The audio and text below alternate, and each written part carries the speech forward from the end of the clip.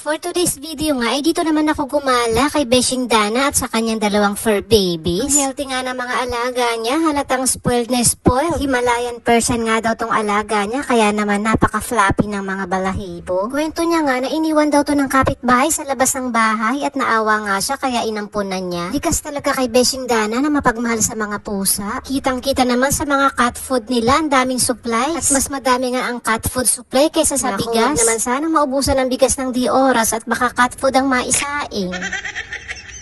Ayan nga at nagpapasta pa siya dahil alam niyang darating ako kaya nag-abala pa. In fairness, ang sarap talaga. 10 out of 10 yan. At alam niya nga na sharon yan ako kaya pinagsasharon pa niya ako. Naku, mapapadami kain mo niyan. Magbaon ka ha, pauwi. Hoy! Taba ako dyan ha.